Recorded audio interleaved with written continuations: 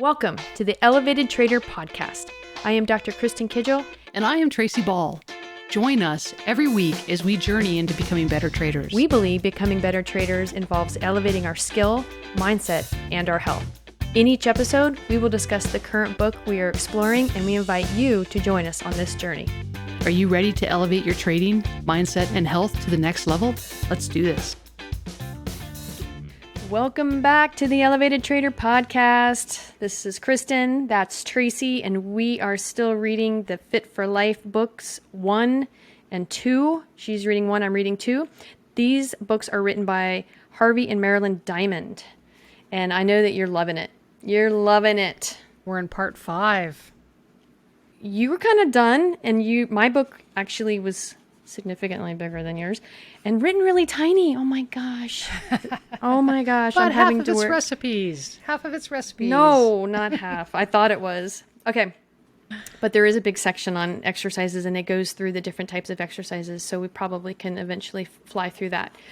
So this particular area is more about the food and what the government, which basically would be like, I don't know what you have in Canada, but we have the FDA, Food and Drug Agency. I think it's the same thing. Yeah. It might be the CFDA, the Canadian Food and Drug Yes, there you go. So, they're supposedly monitoring what food producers are putting out to us humans to consume, but it's not looking so good, and that's not really new information for you and I, likely. But if you really want to know the details of the research and the whistleblowers, and like this one whistleblower, the book he wrote is Fighting the Food Giants, and he worked for them. He was one of their main biochemists, and these food processors basically are processing food. So when we say, oh, well, I don't eat that, that's overprocessed. Well, what he is saying is they are literally purposely designing processed foods to create this lack of satiation, or whatever word, like feeling full. Yeah, where you're not feeling full, but you're overeating. Mm-hmm. So it's like an addictive property, but very malnourished. And I think I've always known bits and pieces of that. I've read a lot of books kind of around nutrition, and I think it was the son of Dairy Queen who wrote a book about the dairy industry. These people get shunned, they get fired, they get thrown under the bus because they don't have the money like the food giants do to retort it or start blasting out commercials and social media blasts going against it. It's overwhelming. There's, they try to get out there, but there's so much more from the food giants. How in the world did hot dogs?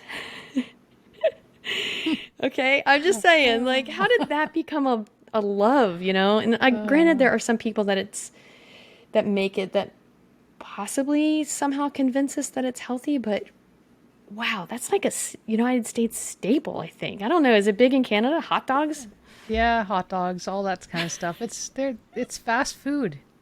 It's convenience. Yeah. It's easy storage. It's a way to use scraps during poor times, right? I mean, you when you go back to the origin of when it starts, a lot of this stuff, like Spam, for instance, like who ever wanted to eat Spam? But you've got canned ham, and it met a need during a depression. Yes. It met a need during war. It met a need where you had to transport food. You didn't have farmers. You didn't have access.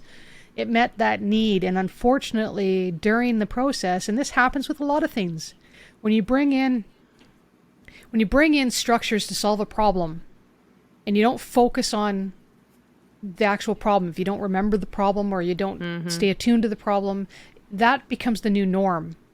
And that new norm gets carried on, and you forget why you even started to begin with, and it just becomes part of our reality. No different than COVID. I'm pretty sure that the new norm is going to be wearing a mask all the time, and we're just going to get used to it, and there's going to be no questions of why anymore. It's just going to become the new norm, and that's just the way it is. That's the way that things have been for a very long time, we just are habitual that way instead of asking why.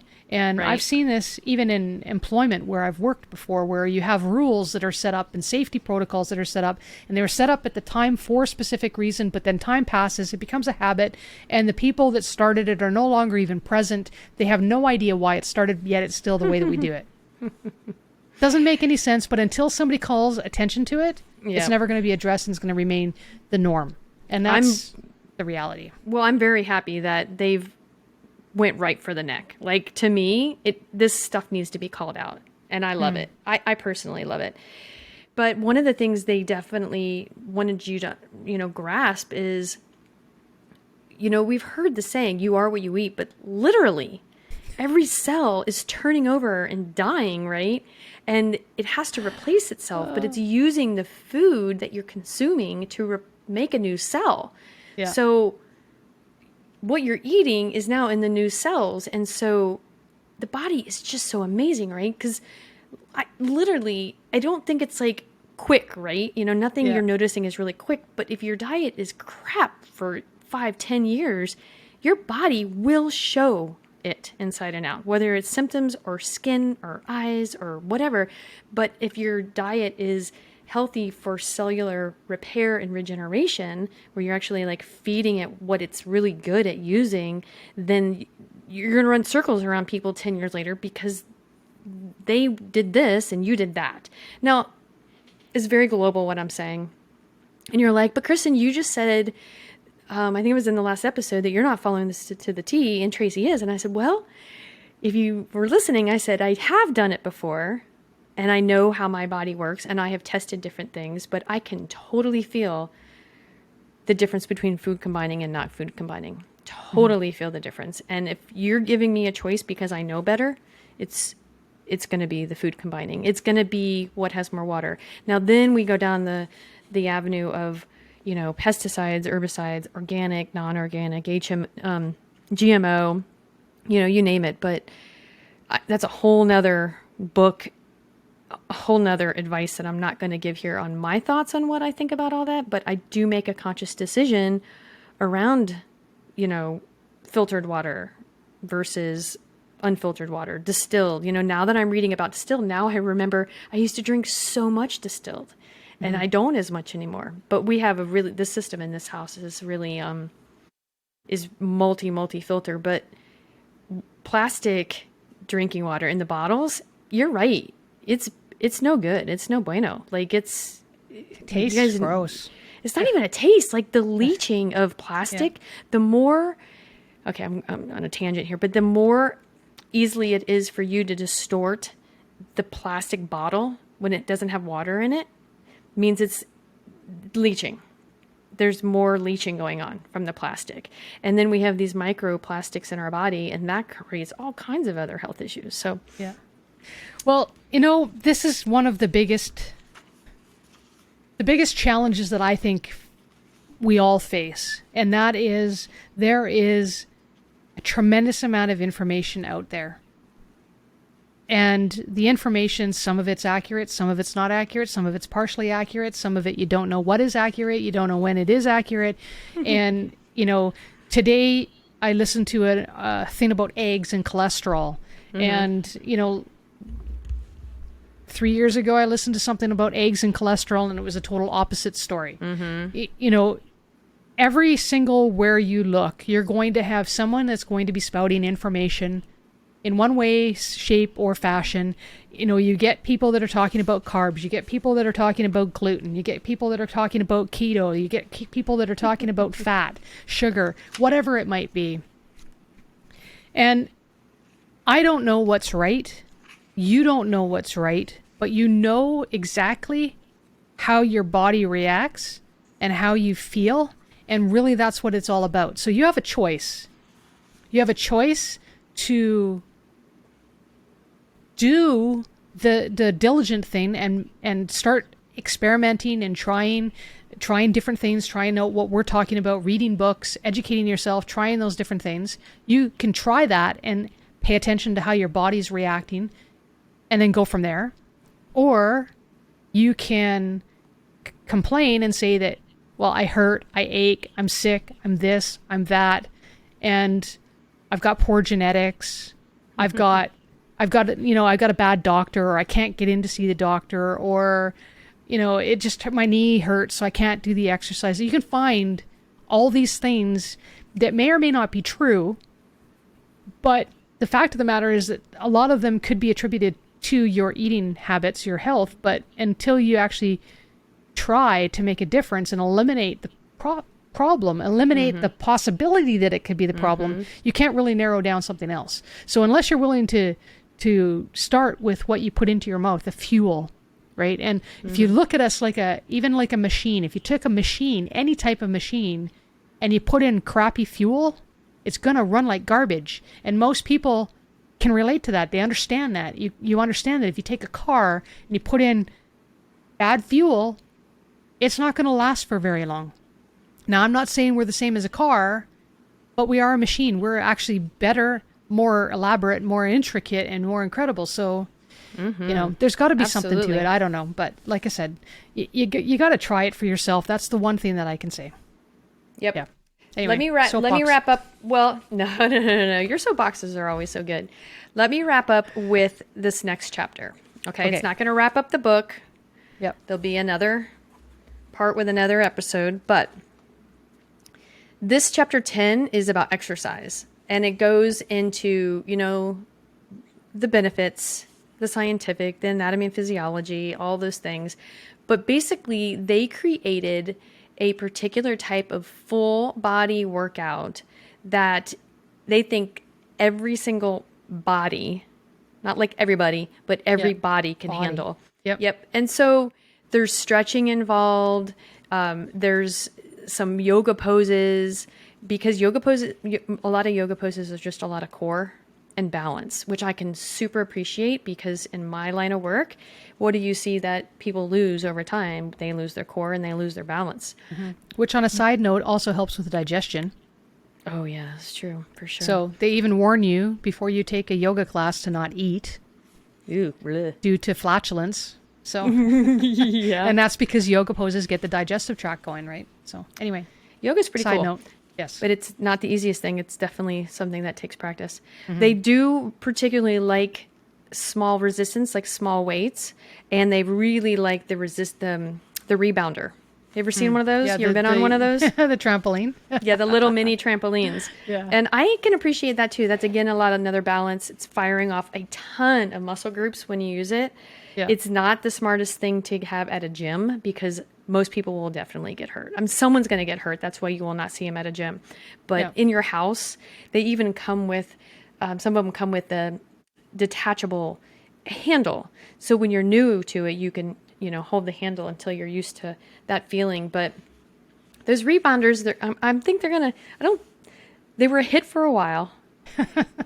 And people swear by them. Oh, what was his name? What was his name that used to do, the headband and the funny shorts? Yeah, Richard Simmons? Yeah, and his workouts. That's all I can envision on a trampoline. I don't know if he ever did on a trampoline, but that's all I can envision from that time. So, yeah, they used to be the rave. Now they're not. Now it's more hit. Yeah. Yeah. Or supersets. Yes. My trainer's got me doing these supersets, and I'm like, I had to look it up. I'm like, what is a superset? That's how long it's been since a trainer has helped me with anything. But yeah, I think that's funny. So, okay, so we'll wrap it up on this next one. I'm actually looking forward to the next couple chapters. And then I am going to share some recipes with you, Tracy, between now and the next episode, so we can try one. Sounds good to me. Yay. Now, before we conclude this episode, what exercises are you doing right now? A lot of walking. Yep. I like to increase my cardio endurance by doing interval sprinting. So every once in a while I'll do that. And right now what's new is I've upped my resistance game. So during COVID, I created a whole home workout with bands and dumbbells and stuff like that. And then I wanted to push myself a little bit harder, which is, one of the reasons with the additional powder protein thingy, was to see if I could burn fat, build muscle and lose weight at the same time, which is very interesting because there's a lot of, well, first of all, it's all math and it's all science, right? But so the superset thing at the gym is, and I told my trainer, I'm like, if you're going to design this, I want to be out of the gym in 20 minutes. I'm not going to hang out at the gym. Mm-hmm. I know I can do this in 20 minutes, and I know I can still have my glass of wine at the end of the night. Like, I'll increase my walking, to maybe 3 miles a day or every other day or something. So I've definitely have understood that just walking itself at a pretty good pace is enough cardio not to run and just bust up my joints and everything. Because I think that pounding over time, and I want to do something that'll be sustainable. So that's kind of why I'm pushing myself through this. It was a little bit of turning 50 challenge, but she likes to do the push-pull methods. So if I'm doing, let's say, squats with a curl, squat, and I have to do 20 of those, and then I should be elevating my weight every week to build strength. But then the pull could be hamstrings, or she has me doing these, the reverse bridge or the bridges, but weighted. Yeah. So I don't know. It's interesting. And then I have 3 different full body workouts. So I go 3 times a week for that. Cool. That's excellent. Yeah. Awesome. Cool. All right, folks, we'll see you in the next episode. Wait, hold on a second. Okay. Mindy Cervantes is my virtual personal trainer. She lives in Idaho. I live in Florida. Shout out to her. If you want her contact information, email me at drkidgel@gmail.com. Perfect. Shout out. Had to do a shout out. She's the bomb. Awesome. All right, folks, we'll catch you later. See you in the next episode. Thank you for joining us today. For more information about the show, as well as our list of current reads, check us out at www.theelevatedtrader.com. Remember to subscribe and share if you found value in today's episode. See you next week.